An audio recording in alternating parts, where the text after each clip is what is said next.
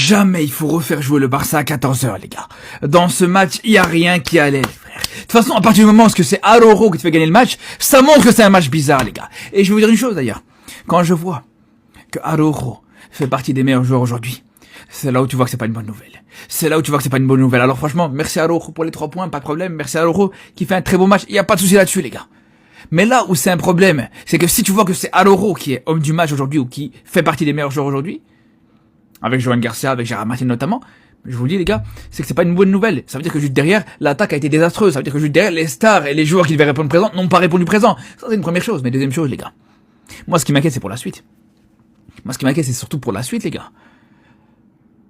Est-ce que, encore une fois Araujo, après avoir fait un bon match contre une équipe très faible en Liga, est-ce qu'il va pas encore de nouveau regagner la confiance du coach? Moi, c'est ça qui m'inquiète. Est-ce qu'il va pas de nouveau regagner une place de titulaire en Ligue des Champions? Moi, c'est ça qui m'inquiète personnellement, les frères.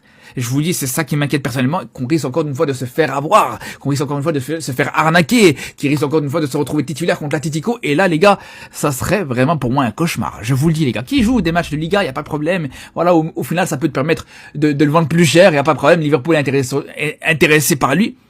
Servez-vous, y a pas de problème. Mais je vous le dis, les gars. Je vous le dis, les frères. J'espère vraiment qu'on fera pas l'erreur de le retitulariser en Ligue des Champions, vraiment. Tous les Madrilènes qui étaient en pleine head watch, vous voyez ce que ça fait? De regarder le Barça jouer et de les voir se faire sauver par leur gardien. Dites-vous que c'est ce qu'on endure depuis des années avec votre alien de Thibaut Courtois. Et encore, Courtois, ce qu'il arrête, c'est encore pire. Et dites-vous que ce grand malade de Johan Garcia, on l'a payé 25 millions. Dites-vous qu'en plus de ça, il n'est pas au top de sa forme et qu'il nous a fait peur en début de match, quand il se touchait le genou. Et qu'il nous a fait peur même en fin de match face à Newcastle. Mais visiblement, tout va bien. Et malgré les petits pépins, il te sort un match énorme. Pour moi, l'homme du match aujourd'hui, c'est lui. Je sais même pas comment il a eu les réflexes de t'arrêter cette tête. Je sais même pas comment il a arrêté ce ballon dévié de la tête. Les réflexes de Garcia, les gars, c'est énorme. Même ces situations, il la joue parfaitement en anticipant la trajectoire du ballon. En tout début de match, il nous sauve les fesses encore une fois. Garcia, les gars, il est énorme et il a dégoûté Rayo Vallecano. Aller-retour, parce qu'on s'en souvient en début de saison, si on fait match nul chez eux, sachant qu'on était très mauvais, c'est grâce à un seul homme, Garcia, qui avait réalisé un nombre d'arrêts incalculable.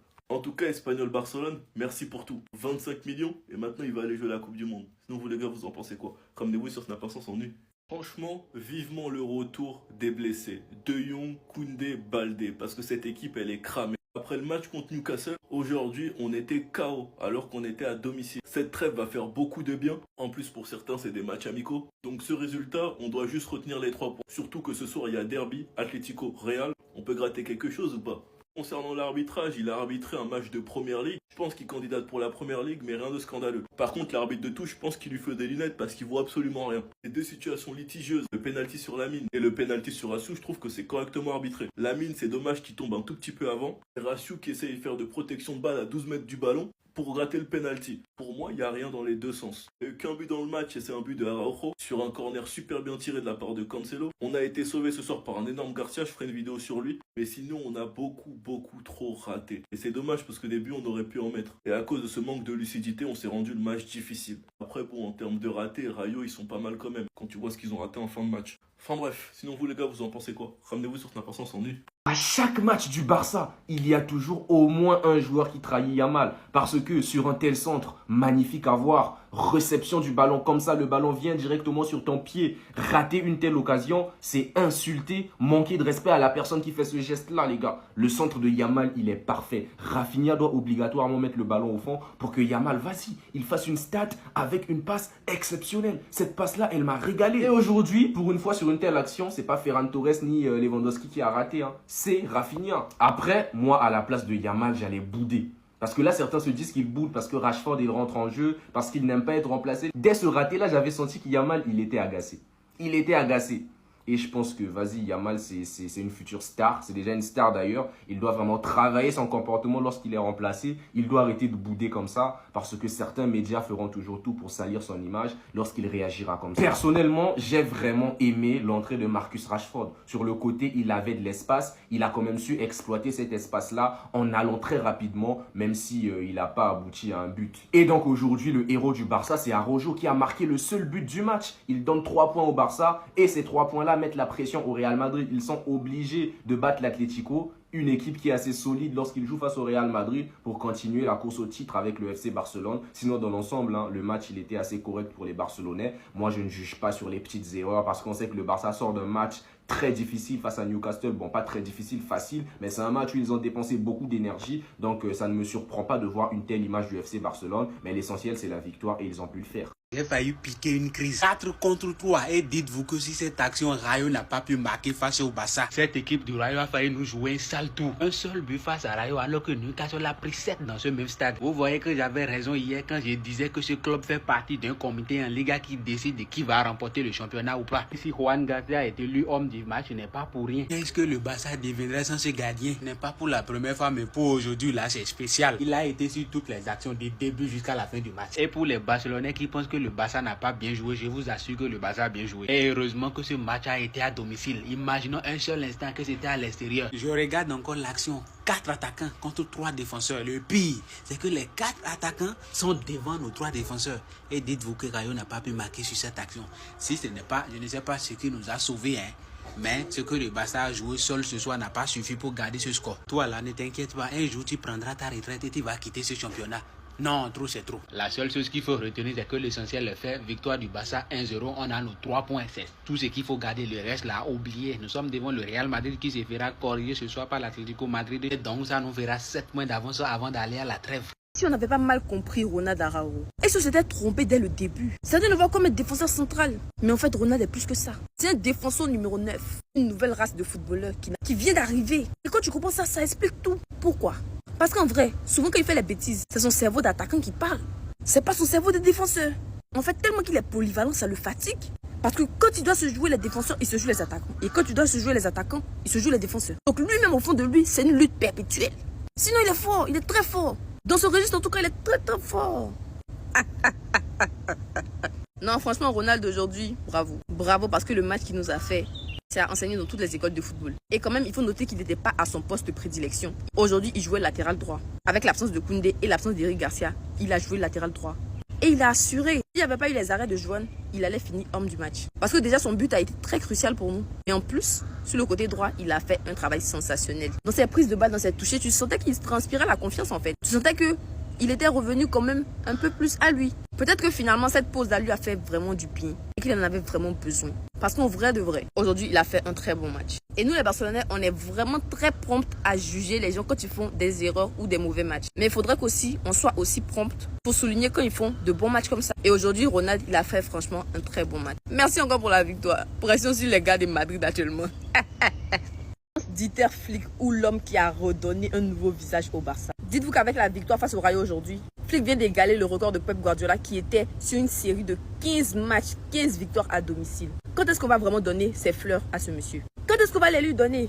Parce que franchement, le travail qu'il a là-bas est incroyable. Surtout avec 2 incompétents comme Deco et Laporte à la tête du club. Sans soutien financier, sans soutien mercato. Mais le travail qu'il te fait. Souvent, je suis là, je me demande, imaginez si on avait les moyens. Imaginez si financièrement, on laissait la possibilité à Flick de faire totalement comme il voulait son mercato. Mais le Barça allait être inarrêtable. On allait écraser toutes les équipes sur notre chemin. On allait en faire de la bouillie. Première année, 0 recrutement, il s'est seulement basé sur les enfants de la Masia. On a fini avec 3 titres, demi-finale de LDC. Cette année, mercato composé de seulement Joan Garcia à 25 millions d'euros et Rashford. Mais malgré ça, on est très bien placé en Liga, on est premier avec 7 points d'avance. Quart de finale de la Ligue des Champions et on a déjà remporté la Super Coupe d'Espagne. Même si on s'est fait éliminer en demi-finale de la Copa del Rey.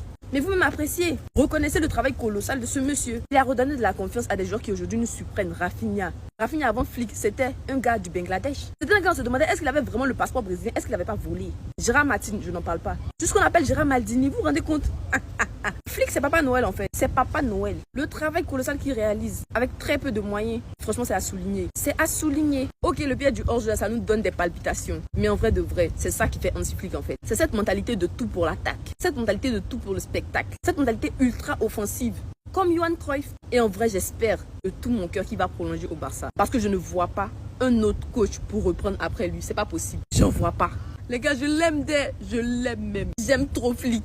Joan Garcia de mi vida. Joan de mon cœur. Joan of my life. S'il te plaît, ne te blesse jamais. Ne te blesse jamais. Et dire qu'on a eu ce joueur pour seulement 25 millions d'euros, vous vous rendez compte? C'est totalement invraisemblable. Aujourd'hui, alors qu'il n'était même pas à 100%, il nous sort un match, mais mamma mia, sensationnel. Sensationnel, c'est le mot. Aujourd'hui, match à 13h du Barça face au Rayo. Je vous assure, on dirait un cauchemar. On dirait une vision d'horreur. Déjà qu'il faisait chaud, les joueurs sur le terrain. Mon Dieu. On dirait de la sorcellerie. Il n'y a personne qui réussissait quelque chose aujourd'hui. Tout ce qu'il faisait, c'était raté. C'était nul. Rafinha. J'ai eu des flashbacks de Mitroglou. Tellement sa prestation était calamiteuse, catastrophique. Lamine Yamal, pareil.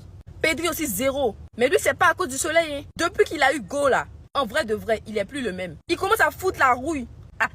C'était mieux qu'il restait célibataire. Hein. Les seules deux notes positives, on va dire, c'était Araujo et Johan. Araujo qui a été buteur et qui, au poste de latéral droit, franchement, aujourd'hui, il a été sensationnel. C'est vrai, on le critique, mais quand même. S'il n'y a pas son but aujourd'hui, c'est pas sûr qu'on gagne. Surtout au vu de la prestation et de la forme de l'équipe. Déjà que techniquement, c'était pas ça. Il y avait énormément de déchets. Physiquement aussi, ils étaient dans le dur. Parce qu'on sentait qu'ils étaient fatigués. Et quand même, on vient de sortir d'un match face à Newcastle qui était assez intense. Donc ça aussi, ça s'expliquait. Pour ceux qui étaient titulaires, on pouvait comprendre. Mais, Olmo, Ferran. Dites-vous, ils sont rentrés en cours de match. Mais ce qui nous ont servi, je n'ai pas les mots. Je n'ai pas les mots. D'une nullité incroyable. Aujourd'hui, collectivement, c'était n'importe quoi. Le Rayo, ils nous ont mis énormément de pression. Leur pressing était très haut, donc ça nous gênait. Et nous, vu que physiquement, on était empruntés, on avait vraiment du mal. Techniquement, le Rayo aussi, franchement, c'est propre. Leur manager, il fait vraiment du bon travail. S'il n'y avait pas Johan Garcia et le but d'Araujo, en vrai de vrai, aujourd'hui, on perdait ce match. Mais les grandes équipes, vous savez, il faut savoir souffrir pour gagner. Et aujourd'hui, on a souffert. Parce que même l'arbitre là, je préfère ne pas parler. Match très très compliqué, beaucoup de déchets, pas du tout parfait. Il y a beaucoup de choses à dire collectivement, c'était pas au top. Mais l'essentiel a été fait, on a pris les 3 points. Et en attendant ce soir, même si l'Atlético va donner ses fesses au Real Madrid, au moins on a potentiellement 7 points d'avance. Et ça en vaut la peine. Pisca Barça. Vous serez plus jamais premier. Plus jamais. Bah oui, je vous l'avais dit. Non mais plus sérieusement, ce que vous voyez, c'est pas de l'IA. 4 attaquants du Rayo Vallecano qui déboulent sur Johan Garcia. 4 joueurs qui sont pas hors jeu. Il peut la mettre à gauche, il peut la mettre encore plus à gauche, il peut la mettre sur sa droite, il peut la garder, il peut fixer, il peut dribbler, il peut tirer quand il veut. Voilà le résultat de cette action. 82e minute. T'as l'opportunité de revenir, de recoller au score, de faire un match nul. T'as une bonne dynamique en deuxième mi-temps. Mais vous comprenez, venir gagner au Camp Nou, c'est pas donné à tout le monde. En fin de compte, cette saison, c'est donné à personne. 15 matchs, 15 victoires pour le Barça à domicile cette saison en Liga. Le Barça avec 7 points d'avance sur le Real qui affronte ce soir l'Atlético. On sait les Barcelonais, hein. On sait. Ce soir, Diego Simeone il va donner ses seufs. Parce que tant que le Real sera derrière nous, on pourra pas faire tourner en Liga pour les affronter en Ligue des Champions. Mais c'est pas grave. Nous, on a Johan Garcia. Nous, on a un gardien qui fait des parades à la 89e maintenant. Et de toute façon, aujourd'hui, on pouvait pas perdre. J'aurais pas pardonné si les Barcelonais avaient perdu, alors qu'ils sont tous venus habillés avec ce banger. Maillot 2005-2006, Ronaldinho, année du Ballon d'Or. Obligé de lui faire honneur. Droit dans les yeux, je vous regarde. Droit dans les yeux, je vous regarde pour vous dire que c'est le meilleur gardien du monde. Le meilleur. C'est pas Thibaut Courtois, c'est pas Raya, c'est pas qui vous voulez. Donnarumma, Safonov, c'est pas. Le meilleur gardien du monde joue au FC Barcelone et il s'appelle Johan Garcia. C'est pas un avis, hein. C'est une vérité. Si vous pensez que je dis n'importe quoi, le voilà. Derrière moi, un petit graphique avec tous les gardiens du top 5 européen. À gauche, vous avez une échelle de buts évités. À droite, vous avez un pourcentage d'arrêt. Plus vous êtes vers le haut, plus vous avez évité des buts. Plus vous êtes vers la droite, plus vous avez un bon pourcentage d'arrêt sur le nombre de tirs que vous subissez. Vous voyez là tout en haut, le petit point jaune, le plus à droite après Blažević, que je connais pas. Et le plus en haut, c'est Johan Garcia. Et pendant ce temps-là, pendant que nous on sera dessus, lui il joue, il fait des blagues. Il nous fait croire qu'il est blessé, alors qu'en vrai, il gagnait juste du temps pour que Rafinha il change ses crampons. Johan Garcia cette saison en Liga, c'est 23 matchs, 12 clean sheets. Et en fait, quand le coach de l'équipe adverse il dit ça, on méritait peut-être le match nul, ça aurait été juste, on aurait dû marquer en seconde période. C'est dommage que Johan Garcia ait signé pour Barcelone. Johan Garcia face au Rayo. En 2 matchs, c'est 14 arrêts, 29 récupérations, 9 sorties réussies, 2,54 d'expected goals évités, un seul but encaissé, 4 points sauvés sur 6. Bref, MVP à l'aller, MVP au retour. Des arrêts aujourd'hui, il les a écœurés. Pour ceux qui pensent que je suis un menteur, voilà le pourcentage de sauvetage en Liga. Et Thibaut Courtois, il est 7ème. Bon, la vidéo, le screen, il date un peu. En fin de compte, Pour 25 millions, est-ce qu'on n'est pas sur le meilleur transfert de l'histoire rapport qualité-prix? Non, je demande. Attendez. La réaction d'Ansifique et des joueurs après le match. Aujourd'hui, il était très important de prendre les 3 points. Nous n'avons pas joué notre meilleur match, mais ils ont fait un excellent match. Inigo, à son âge, fait un travail formidable. Son équipe joue un très bon football et je suis content pour lui. Bien sûr, nous avons mieux joué mercredi, mais nous avons dû faire entrer des joueurs pour avoir des jambes fraîches. Ce n'était pas un match facile. Depuis qu'Ansifique est arrivé au Barça, si je dis pas de bêtises, je pense qu'on a dû jouer 3 matchs à domicile à 14h et à chaque fois, les gars, la performance, elle a été catastrophique. Donc, s'il vous plaît, la Liga, soyez matures. Mettez-nous des matchs à des heures raisonnables, 16h15, mais pas 14h. Parce que 14h, les gars, croyez-moi, c'est des matchs pièges. Bernal peut s'améliorer et il le fera, mais sa performance est fantastique. Il sait parfaitement quel espace occuper et il est très intelligent. Johan Garcia se débrouille très bien et c'est pourquoi nous l'avons recruté. Il fait son travail. Olmo nous donne plus de contrôle et Fermin est plus dynamique. La performance de Johan Garcia, les gars, MDR. Bien évidemment, il a été élu MVP et c'est 100% mérité. Cancelo n'est pas blessé. Il a fait un excellent travail en seconde période et a essayé de finir le match, mais nous avons dû le remplacer. Je suis content pour lui. Je pense que si l'on regarde l'historique des blessures de la saison, on constate l'importance de tous les joueurs. Les deux défenseurs sont trop joueurs à un niveau élevé et je pense que les résultats que nous obtenons sont très bons. D'ailleurs, en parlant d'historique de blessures, etc., s'il vous plaît les joueurs du Barça, pendant la trêve, ne vous blessez pas. Je sais que ça dépend pas d'eux, mais ne vous blessez pas. À l'Euro, certains joueurs étaient un peu fatigués, mais nous avons eu une charge de travail importante. L'autre jour en Ligue des Champions, nous avons fait de gros efforts. Et pour finir, Pedri, Johan Garcia est incroyable. Il peut faire des arrêts extraordinaires et il est également indispensable balle au pied. À part ça, c'est un type formidable et je peux le considérer comme un ami très proche. Ah là là. Johan Garcia, on t'aime. Bref, en tout cas, n'hésitez pas à me donner vos avis dans les commentaires, histoire de savoir ce que vous en pensez, et moi je lirai tout ça. Eh toi, la saison prochaine, je veux voir le même maillot, mais rouge et blanc. Le même maillot rouge et blanc. Faut pas nous embêter. C'est très compliqué actuellement. Ferran Torres est en perte de confiance. Je veux bien l'entendre, mais on est le Barça. On n'a pas le temps d'attendre pour être au Barça. Faut les épaules solides. Et c'est compliqué pour Ferran Torres. Rien qu'à son entrée aujourd'hui, sachant qu'il n'a pas beaucoup joué sur ses derniers matchs, car il a été bench par Lewandowski. Et même ses entrées sont compliquées. Ces 2 entrées face à Newcastle, c'est compliqué. Aujourd'hui, face au Rayo Vallecano, c'est compliqué. Rashford de l'autre côté, qui n'a pas beaucoup joué, lui, il a fait une bonne entrée. Son entrée, elle est correcte et il a soulagé l'équipe. Ferran Torres n'a pas soulagé l'équipe. Je suis désolé. Le Barça est prêt à inclure Ferran Torres dans un échange avec Alvarez. Ça tombe bien, à l'Atlético, ils ont l'habitude des Torres. T'inquiète pas que tu vas leur rappeler de très bons souvenirs. Et que là-bas, tu auras moins de pression médiatique. Donc moins de chances de perdre de la confiance, car tu seras moins critiqué. Sachant que tu as déjà perdu une bagarre contre un joueur de l'Atlético, c'est le moment pour toi de te rattraper. Fabrizio Romano a clairement dit que le clan Lewandowski réfléchit et que Lewandowski pourrait prolonger. Donc Lewandowski pourrait épauler notre futur neuf. Ferran Torres plus une somme d'argent en échange de Alvarez. Ferran Torres, faut pas faire capoter le deal. Aujourd'hui, faut être honnête, faut pas parler uniquement pour le critiquer, faut dire quand il fait du bon. Aujourd'hui, il a été l'un des meilleurs sur le terrain et il te fait un match de patron. Il te fait un match de capitaine. Sachant que offensivement, c'était très compliqué. Et c'est lui qui est buteur. Rafinha, beaucoup de ratés. Lamine Yamal, compliqué même s'il a délivré de bons ballons. Lewandowski aussi, très compliqué. Et le buteur sur corner, c'est qui? C'est Araujo. Mais on parle pas que de but, on parle aussi de défensivement. Défensivement, il a été un patron.